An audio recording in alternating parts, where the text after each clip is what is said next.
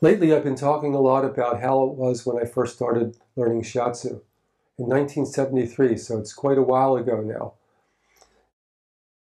I was very excited about it, and I was very excited about this idea that energy runs through the body. Back then, the training, I think, was very different because there was no accreditation. There was no organizations governing Shiatsu in the Western country. It just was teachers coming from Asia, Japan, China, Korea, letting people know they were there and then teaching classes. We would go to Boston, we would go to New York, we would go to Philadelphia and seek out the teachers that were coming to share their skills with Westerners. And Shiatsu was very simple. I've been talking about this a lot. The diagnosis was very simple. It was whole body qi. And they would look at that qi and say, qi doesn't move, make qi move. The idea of the practitioner learning was, of course, to learn some of the techniques. Those original techniques of the masters were mostly geared toward that idea of moving or balancing the whole body qi. It was not so much revolving around meridian diagnosis. That was a later development that came late 70s and into the 1980s. It started to grow more. Even as that idea of meridians grew, some of the original teachers, though, did not go in that direction. They stayed with this idea, primitive, simple, whole body qi. And the thing is that if you really took a look at what was going on in terms of results, you would see that some of those teachers and some of those practitioners got very powerful results with a much more simple and primitive method.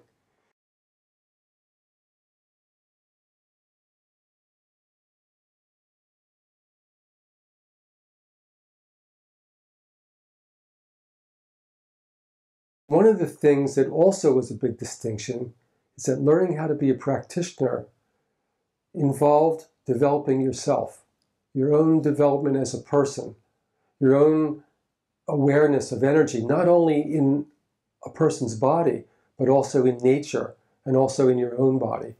Learning about the seasons and how energy is moving through the seasons, learning how energy moves through the times of day, learning how energy moves in different situations, different emotions. And so this was an internal development that went on. We would learn exercises and austerities, and we would practice really hard at that. And sometimes the training was really rough. Some of the teachers were very strict teachers. If you stuck with the practice, though, you could feel yourself getting stronger. You could feel yourself getting more clear. And when you started out practicing, you were giving treatments. People might like it, more or less. But then as you grew in your own internal awareness of energy and of yourself, you noticed that now your treatments were getting more significant response. And people started to seek you out to give them treatments. And that's how my practice went. In the beginning, I was looking for anyone I could to give a treatment to. I wanted to practice. And as time went on, people started to come to me. They started to call me. They were seeking me out because they wanted to experience a transformation of energy. Now, as time went on, accreditation became very important in licensing. So Shiatsu education became more of a curriculum. And there were requirements, so many hours, so much theoretical education. And people had to fulfill that.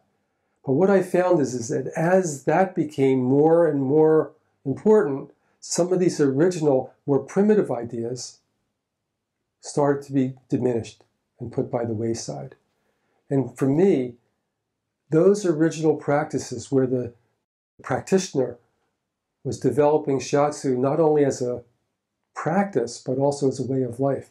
And really, to tell you the truth, a spiritual path, the path of the healer.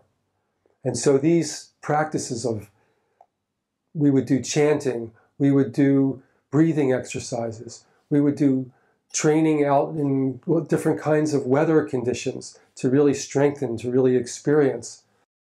I think that reaped really great rewards in terms of having the endurance and the clarity, and this is what helped us grow as practitioners and later on helped us grow as teachers. So I really like talking about this, and even though the practice of Shiatsu has become more technical, it has matured a lot, it's much more known than it was in those times, I really like to encourage people to connect back to this original spirit of the practitioner.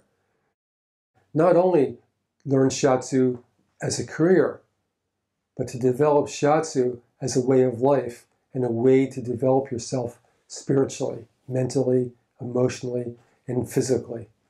There's other benefits as well, because you're treating other people, but also you learn in that way of the practitioner that the client oftentimes is a mirror for you.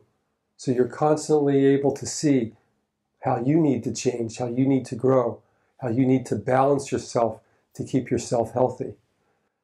Other benefits are bringing Shiatsu into your family life.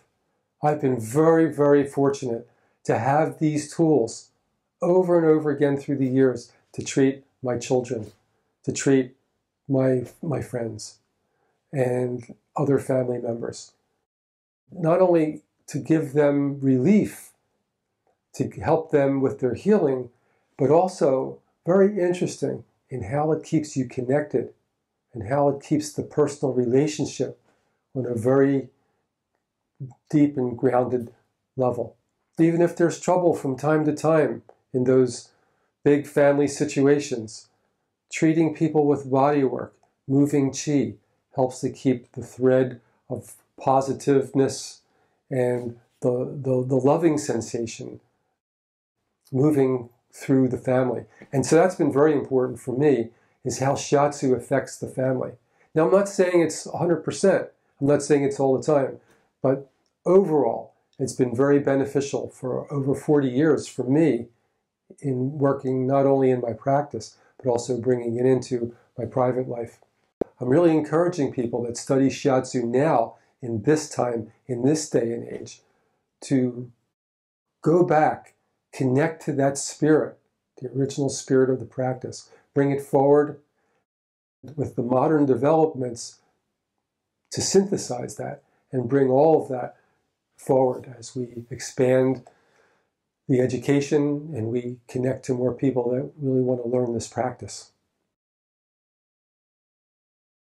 A lot of the technique that we learned back in those early days when Shiatsu was new to the West were techniques that these teachers, and some of them were considered to be the masters of Shiatsu, they were the techniques that they used to move qi. When qi didn't move, make the qi move. If qi was chaotic, calm the qi. If qi was scattered, bring it to the center. So it's a very simple thought process. See what was in excess and help to create a balance for that. There was a series of techniques that were pretty universal. Of course, different teachers, practitioners had different ways to go about it. I've been really interested in teaching those techniques again, because even though they're in some of the curriculums, oftentimes they get pushed off to the side for the sake of this more detailed, specialized diagnosis and very methodical way of treating. This original way of treating was not that methodical. Of course, it had continuity, but it was moving just with the whole body qi more than, let's say, meridian diagnosis or Kyo-Jitsu. Very valuable to know, very valuable to use.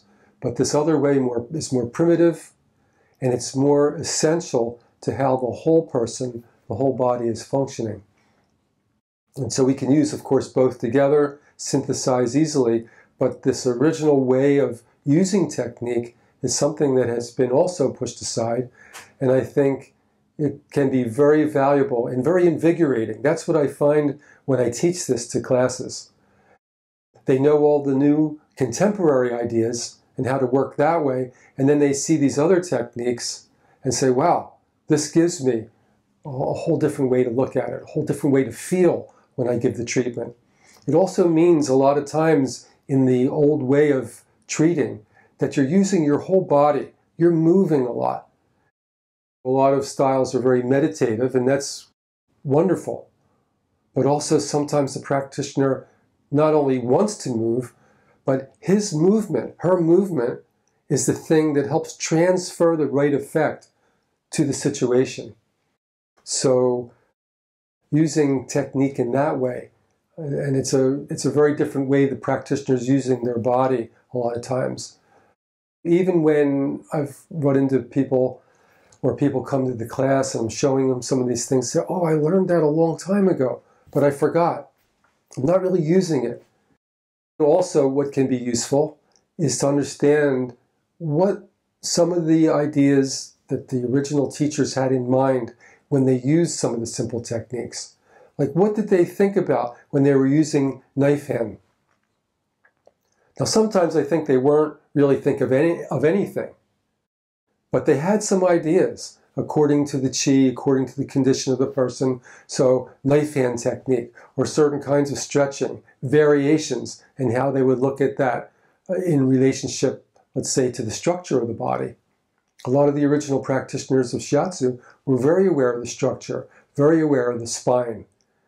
And so not just using meridians, but also really focusing a lot of times on the dense physical body. As a matter of fact, some of the teachers would focus mostly on the dense physical body. They weren't that interested in the meridian system.